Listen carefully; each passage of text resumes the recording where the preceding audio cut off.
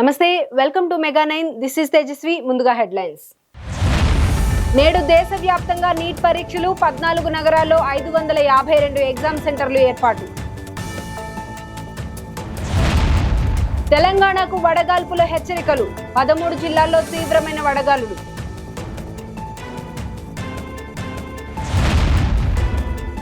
ఏపీలో భిన్నమైన వాతావరణ పరిస్థితులు. రానున్న 2 రోజులు పలు చోట్ల మోస్తరు వర్షాలు.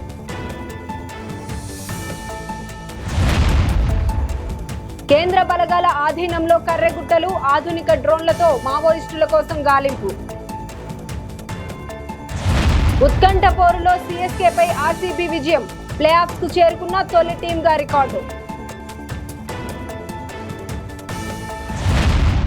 ఇక డీటెయిల్స్ లోకి వెళ్తే, టీడీపీ మహానాడు ఈసారి కడపలో నిర్వహించాలని అధిష్టానం నిర్ణయించింది. ఈ నెల 27 నుంచి 3 రోజుల పాటు మహానాడు జరగనుంది.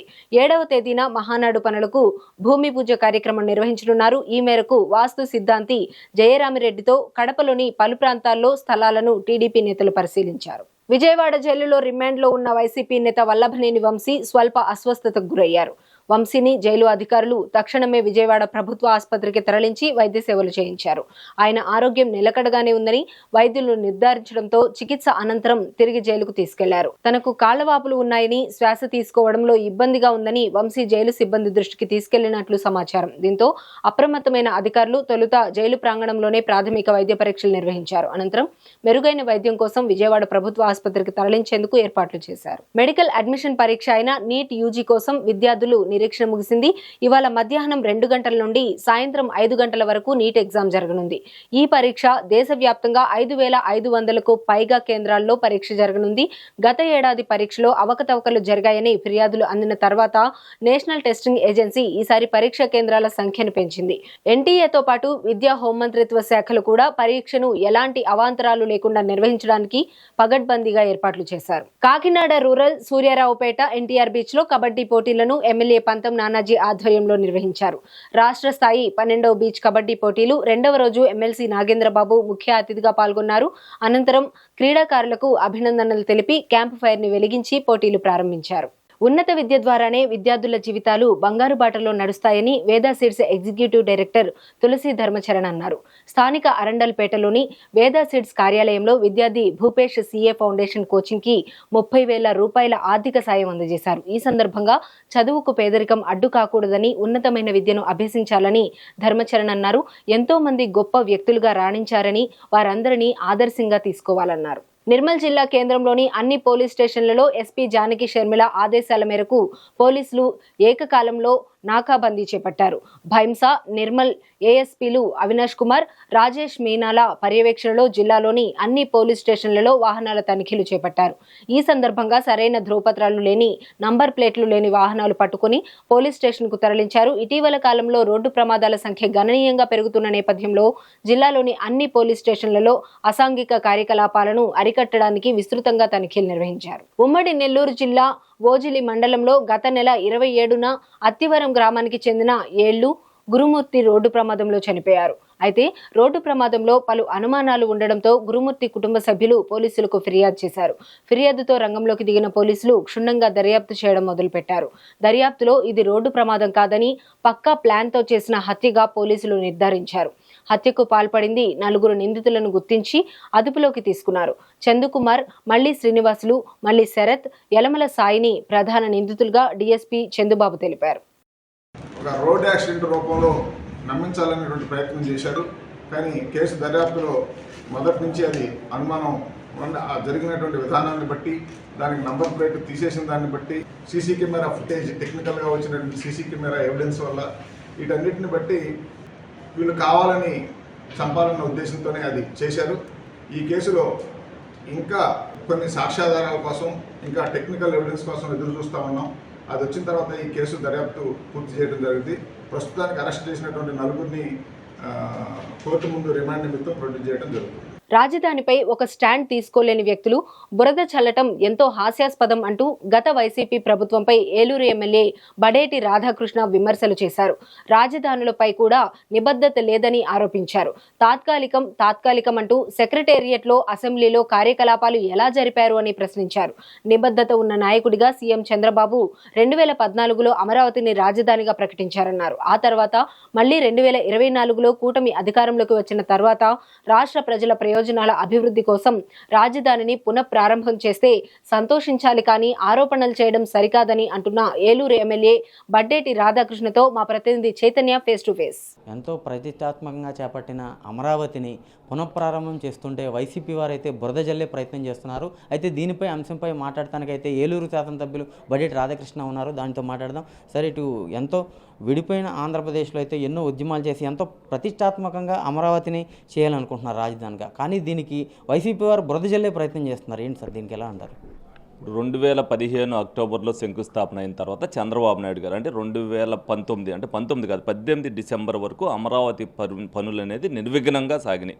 తర్వాత ఎలక్షన్ కోడ్ కానీ ఎలక్షన్ దగ్గరలో రావటం కానీ ఏదైతే అమరావతి పనులు అయిపోయినాయి. తర్వాత 2019లో గెలిచిన వైసీపీ ప్రభుత్వం ఏం చేసింది, ముందు వాళ్ళు అమరావతి మీద చెప్పుకోకుండా ముందు స్టాండ్ ఏం తీసుకున్నారు, అమరావతి రాజధాని అని చెప్పిన తర్వాత మళ్ళీ 3 నెలలు పోయిన తర్వాత మార్చి అమరావతిని సర్వనాశనం చేయాలనే ఉద్దేశంతో అన్ని కట్టడాలని కూడా ఆపేసి ఏంటంటే వ్యక్తిగత కక్షతో, అలాగే అక్కడున్న ఐరన్ అక్కడున్న ఏదైతే రోడ్లకు పోసిన ఏదైతే కంకర ఉందో ఇవన్నీ కూడా దోచుకుని వాళ్ళు ఎవరైతే కాంట్రాక్టర్లు ఉన్నారో వాళ్ళందరూ కూడా దోచుకుని వాళ్ళ కాంట్రాక్టులు చేసుకోవడానికి సర్వనాశనం చేశారు. 2019 తర్వాత 24లో ఎలక్షన్ వచ్చినప్పుడు తెలుగుదేశం పార్టీ ఒకటే స్టాండ్తో అమరావతి రాజధానిని మళ్ళీ మేము అక్కడ నిర్మిస్తామని చెప్పి ఈరోజు చెప్పారు. అసలు అమరావతి గురించి మాట్లాడే హక్కు వాళ్ళకి లేదు. ఎవరో వీళ్ళందరూ తాత్కాలిక భవనాలు కట్టారు.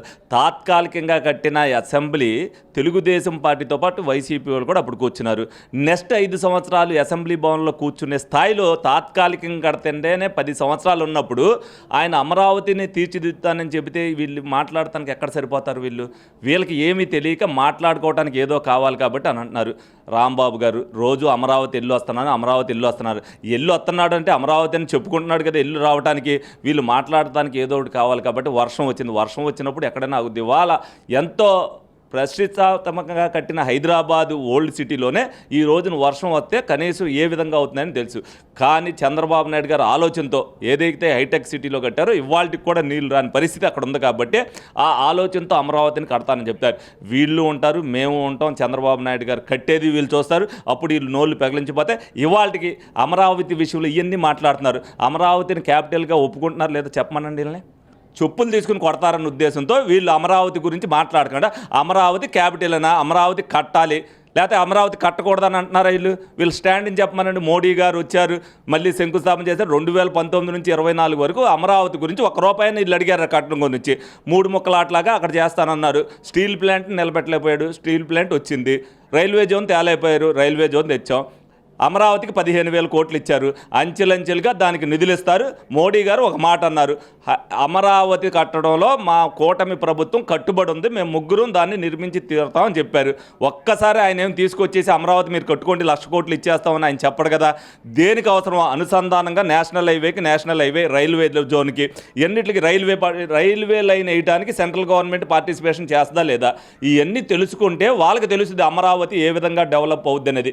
ఇవన్నీ ఏమి తెలియకోకుండా ప్రజలను ఏదో ఒకటి కన్ఫ్యూజ్ చేయడానికో ఏదో మబ్బి పెడతానికో ఏదో ఒకటి మాట్లాడాలి. కాబట్టి గ్రాఫిక్స్ అంటే కనిపించేవన్నీ దాని మీద ముందు ఏదైతే ప్లాన్ ఇంజనీర్కి ఇస్తారో కాగితం మీదే ఉంటుంది. అవన్నీ కట్టి చూపించారు కదా, ఇంజనీర్ చూపించేది కాగితం మీద చూపిస్తాడు. దాన్ని ఏదైతే ఒక వీడియో ద్వారా ప్రజలకు చూపించడానికి వీడియో తీసి చూపించాం. అవన్నీ రేపు భవిష్యత్తులో జరుగుతాయనేది ఇవాళ వాళ్ళు చెప్పేది. వాళ్ళు ఏం చేశారు? వాళ్ళు కనీసం అవి కూడా చూపించలేకపోయారు కదా. మేము కడతామనేది 3 రాజధానులు అన్నారు. వాళ్ళకి ఏమైనా ప్లాన్ ఉందా? ఒక ప్లాన్ 5 సంవత్సరాల్లో ప్లానే చెప్పలేని వాళ్ళు ఏ విధంగా కడతారు? వాళ్ళని అమరావతి మీద స్టాండ్ చెప్పమంటే తర్వాత ఏదన్నా మాట్లాడమని చెప్పాలి వాళ్ళని. ఇవాళ వైసీపీ నాయకులకి అమరావతి మీద కానీ మోడీ గారు ఇప్పుడు మళ్ళీ ఏదైతే వచ్చి పునర్నిర్మాణ పనుల్లో పాల్గొన్న దాని మీద కానీ వీళ్ళు మాట్లాడటానికి సరిపోదు. అయితే మోడీ ఇక్కడికి వచ్చింది వీరందరికి కూడా అక్కడ ఏపీలో బీజేపీని స్థాపించుకుంటాకి చంద్రబాబుకు బిస్కెట్ వేసి పవన్ కళ్యాణ్కి అయితే చాక్లెట్ చేతిలో పెట్టి ఇవన్నీ కూడా చేస్తున్నారని వైసీపీ వాళ్ళు అయితే ఆరోపిస్తున్న పరిస్థితి. దాన్ని ఎలా చూడాలంట? ఇప్పుడు చంద్రబాబు నాయుడు గారు బిస్కెట్ కాదు, పవన్ కళ్యాణ్ గారు చాక్లెట్ కాదు, మోడీ గారు ఒక కూటమి కింద వెళ్దాం ఎదరకనేది ఒక అండర్స్టాండింగ్ చేసుకున్నారు. ఇవాళ ఇక్కడికి నుంచి వెళ్ళిన తర్వాత మన ఢిల్లీ ఎన్నికలని పవన్ కళ్యాణ్ గారు వెళ్ళారు లేదా, చంద్రబాబు నాయుడు గారు వెళ్ళారు లేదా, బాంబే ఎన్నికలు జరిగినాయి వెళ్ళారు లేదా, అందరూ కూడా ప్రతిదానికి కూడా కూటమి అన్నదాకా కూటమికి కట్టుబడి ఉంటాయని ప్రతి విషయంలో వెళ్తున్నారు. అలాగే ప్రతి దానికి కూడా చంద్రబాబు నాయుడు గారు ఏదైతే మద్దతు ఉంటుందో ఉంటుందని చెప్పారు. నిన్న మోడీ గారు సభలో ఏం చెప్పారు? చంద్రబాబు నాయుడు గారు నేను గుజరాత్ ముఖ్యమంత్రిని అయ్యేసరికి హైదరాబాద్లో ఆల్రెడీ చంద్రబాబు నాయుడు గారు ముఖ్యమంత్రిగా ఉన్న ఐటీ మీద ఏ విధమైన డెవలప్మెంట్ చేస్తున్నాడో ఆ డెవలప్మెంట్ని చేసి నేను గుజరాత్ని డెవలప్మెంట్ చేశాను. ఆ అనుభవం మళ్ళీ ఇప్పుడు ప్రధానమంత్రిగా అయిన తర్వాత మళ్ళీ ఏదైతే చంద్రబాబు నాయుడు గారు అమరావతి ఇచ్చేస్తున్నారో ఆ టెక్నాలజీని మళ్ళీ నేను ఉపయోగించి ఆయనకి నేను సాయం చేస్తున్నాను అనేది ఆయన మాట చెప్పాడు. అంటే ఆయన నమ్మగర్భంగా ప్రధానమంత్రి అయ్యుండి కూడా ఆ రోజున ముఖ్యమంత్రిగా ఉన్న అవన్నీ కూడా ఒకసారి గుర్తు చేసుకుంటూ నెమరేసుకుంటూ చంద్రబాబు నాయుడు ఎంత ఆలోచన పరుడు అనేది వాళ్ళకి చెప్పారు. ఇవన్నీ అర్థం చేసుకోకుండా వాళ్ళు ఏదో మాట్లాడి పిచ్చి ప్రలోభాలు కలపడానికి పనికొస్తారు తప్పితే వాళ్ళు ప్రజలకు అర్థమయ్యేటట్టుగా వాళ్ళు చెప్పగలిగితే ప్రజలు కూడా వింటారు ఏదన్నా సరే. నేను ఒకటే విషయం చెప్తున్నా, అమరావతి మాకొద్దు, 3 క్యాపిటల్ మేము కడతాం వైజాగ్ అని చెప్పి వాళ్ళని రోడ్డెక్కి తిరగమనండి వైసీపీ వాళ్ళకి ఏం చెప్తారో ప్రజలు వాళ్ళే చూస్తారు. అంటే ఇది మొత్తం మీద చూసుకుంటే అనుభవజ్ఞులైన నాయకుడిగా 4వ సారి ముఖ్యమంత్రిగా ప్రమాణ స్వీకారం చేసి ఇటు రాష్ట్రాన్ని అభివృద్ధి పడంలో నడిపిస్తారని కూడా చెప్తున్న పరిస్థితి కనపడుతుంది. కెమెరా రమణతో చైతన్య, మెగా 9 టీవీ, ఏలూరు నుండి. చిన్నస్వామి స్టేడియంలో జరిగిన చెన్నై సూపర్ కింగ్స్ తో జరిగిన ఉత్కంఠ పోరులో బెంగళూరు రాయల్ ఛాలెంజర్స్ జట్టు 2 పరుగుల తేడాతో గెలిచింది.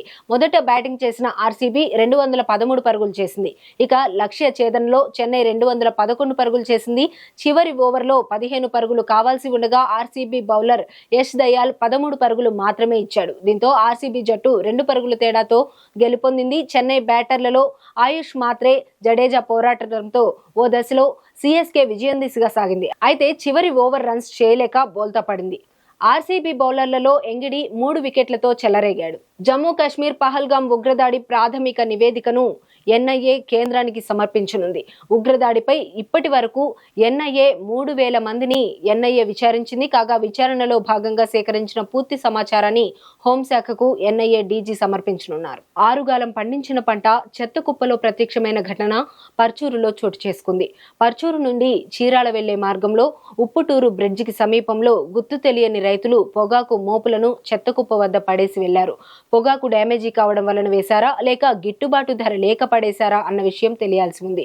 వీటిని రోడ్డు పక్కన పడేసి ఉండటాన్ని స్థానికులు గమనించి ఆశ్చర్యాన్ని వ్యక్తం చేశారు. అమరావతి ప్రజా రాజధాని నిర్మాణంతో సీఎం చంద్రబాబు 1,00,000 కోట్ల సంపదను సృష్టించనున్నారని నీటిపారుదల శాఖ మంత్రి నిమ్మల అన్నారు. తద్వారా రాష్ట్రంలోని 175 నియోజకవర్గాల్లోనూ అభివృద్ధి పనులు వేగవంతం అవుతాయని తెలిపారు.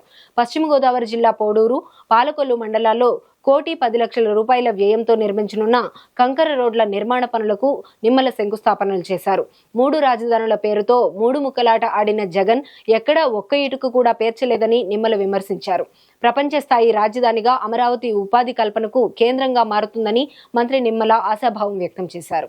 ఒక 10వ తరగతి విద్యార్థిని నీ రాష్ట్రానికి రాజధాని ఏది అంటే చెప్పలేనిటువంటి పరిస్థితుల్లోకి నెట్టేసినటువంటి ప్రభుత్వం గత ప్రభుత్వం అయితే మళ్ళీ ఈరోజు ఒక ప్రపంచ స్థాయి రాజధాని అంటే రేపు అమరావతి ఆంధ్రప్రదేశ్ రాష్ట్ర ప్రజలందరికీ కూడా మళ్ళీ ఒక విద్య, ఉద్యోగ, ఉపాధి కేంద్రంగా అమరావతి నుంచి మళ్ళీ రేపు 1,00,000 కోట్ల రూపాయలు ఆంధ్రప్రదేశ్ రాష్ట్రం అంతా 175 నియోజకవర్గాలకి 26 జిల్లాలకి కూడా అమరావతి సంపదే మళ్ళీ మనందరికీ వస్తుంది. అమరావతి నుంచి వచ్చేటువంటి ఆదాయంతో మన గ్రామాలలో మళ్ళీ మనం రోడ్లు వేసుకోగలుగుతాం, మన గ్రామాలలో మళ్ళీ పింఛన్లు ఇవ్వగలుగుతాం, రేషన్ కార్డులు ఇవ్వగలుగుతాం, అందరికీ సంక్షేమ అభివృద్ధి చేసుకోవాలని అంటే మళ్ళీ అమరావతి నుంచే మనకు సంపద రావాలి. ఎందుకంటే ఈవేళ తెలంగాణకు సంపద ఎక్కడి నుంచి వస్తుంది? హైదరాబాద్ నుంచి వస్తుంది. ఒక కర్ణాటకకి సంపద ఎక్కడి నుంచి వస్తుంది? బెంగళూరు నుంచి వస్తుంది. ఒక తమిళనాడుకి సంపద ఎక్కడి నుంచి వస్తుంది? చెన్నై నుంచి వస్తుంది. ఒక మహారాష్ట్రకి సంపద ఎక్కడి నుంచి వస్తుంది? ఒక ముంబై నుంచి వస్తుంది. మరి ఆంధ్రప్రదేశ్కి అట్లా సంపద వచ్చేటువంటి రాజధాని ఎక్కడ ఉంది? అటువంటి కనీస జ్ఞానం కూడా లేకుండా 5 సంవత్సరాల వైసీపీ పాలనలో అమరావతి కాదు 3 ముక్కలు అన్నాడు. పోనీ 3 ముక్కలు నువ్వేమైనా కట్టావా అని అంటే 3 ముక్కల్లో ఎక్కడైనా ఒక ఇటుక పెట్టాడా? పోనీ చెప్పండి. దేవాదాయ శాఖకు చెందిన వ్యవసాయ భూములు, స్థిరాస్తులు, లీజులు, లైసెన్సులు, నియామకాలు 2003కు సవరణలు చేస్తూ ప్రభుత్వం జీవో నంబరు 139ని విడుదల చేసింది. 20 ఏళ్లు సేవా ట్రస్టులు ఆయా ఆలయాలకు సేవలందిస్తున్నట్లు గుర్తిస్తే ఆయా సంస్థలకు భూములు వేలంపాట ద్వారా కాకుండా ప్రభుత్వం నేరుగా లీజుకిచ్చే అవకాశం ఈ సవరణ ద్వారా కలుగుతుంది. అయితే ఇప్పటి వరకు 3 ఏళ్ల పాటు దేవాదాయ శాఖ తమ ఆస్తులను లీజుకి ఇచ్చే అవకాశం ఉండేది. ప్రభుత్వం ప్రస్తుతం తీసుకువచ్చిన సవరణ ద్వారా 20 ఏళ్ల సేవ పేరుతో ఆయా ఆస్తులను వేలంపాట ద్వారా కాకుండా నేరుగా లీజుకు ఇవ్వనుంది. బహమాస్లో బీజేపీ ఏపీ రాష్ట్ర అధ్యక్షురాలు ఎంపీ దగ్గుబాటి పురంధేశ్వరి పర్యటించారు. అక్కడ పలు సమావేశాలకు హాజరయ్యారు. ఈ సందర్భంగా భారతీయ డయాస్పోరా ప్రతి దేశంలోనూ తమదైన ముద్ర వేస్తుందన్నారు. బహమాస్లో కొద్దిమంది డయాస్పోరా ఉండవచ్చు, కానీ చట్టాన్ని గౌరవించే వ్యక్తులు ఉన్నారని తెలిపారు.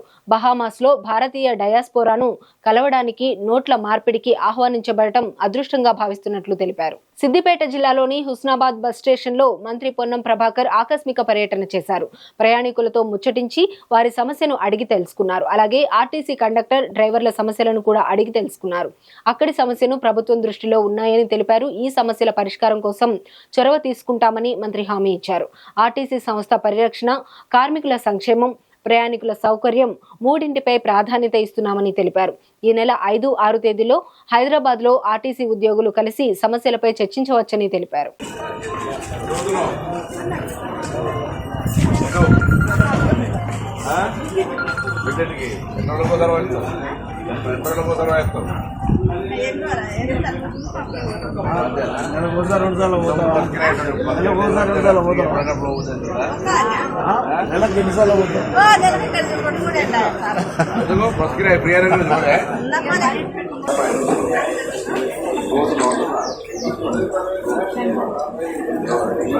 డిసెంబర్ 9 నుండి మహిళలకు ఉచితంగా బస్సు ఇచ్చేటువంటి సందర్భంలో ఈ సౌకర్యం వల్ల తెలంగాణ వ్యాప్తంగా అక్కా చెల్లెలందరికీ అనేక రకాలుగా ఉపయోగపడుతూ ఉంది. హుస్నాబాద్ బస్టాండ్కి సంబంధించి కూడా ఈరోజు ఇక్కడికి రావడం జరిగింది. ప్రయాణికులను యోగక్షేమాలు అడిగినప్పుడు వాళ్ళంతా కూడా సంతోషంగా అన్ని రకాల సర్వీసెస్ ఉపయోగించుకుంటామని చెప్పినారు. కొంత ఆర్టీసీ నా కుటుంబ సభ్యులు, ఆర్టీసీ మంత్రిగా వాళ్ళ యొక్క యోగక్షేమాలు అడిగినప్పుడు కూడా కొంత మహిళలకు సంబంధించి 50 సంవత్సరాల పైబడ్డటువంటి వాళ్ళ కొంత స్పెషల్ ఆఫ్ డ్యూటీలకు సంబంధించి కొంత చెప్తా ఉన్నారు. ఈ సందర్భంలో ఆర్టీసీ గత 10 సంవత్సరాలు నిర్వీర్యం అయిపోయి సమ్మె ద్వారా చేస్తే కూడా అనేక మంది చనిపోయినా స్పందించకుండా, ఒక కొత్త బస్సు కొనకుండా, ఒక కొత్త కార్మికుడికి లేదా ఆర్టీసీకి ఉద్యోగం ఇవ్వకుండా వ్యవస్థ అంతా కూడా నిర్వీర్యమైన సందర్భంగా ఈరోజు ఆర్టీసీ పూర్తిగా లాభాల దిశలో పోయేటువంటి పరిస్థితుల్లో పాత అప్పులు, పాత పిఎఫ్ నుండి, పాత సిసిఎస్ నుండి వాళ్ళ నిధులను వాళ్ళకు రిటైర్మెంట్ ఇచ్చే విధంగా తీసుకునే ప్రయత్నం జరుగుతుంది. ఇవి ఇప్పటి వరకు ఉన్న అప్డేట్స్. మరిన్ని అప్డేట్స్ కోసం చూస్తూనే ఉండండి మెగా 9.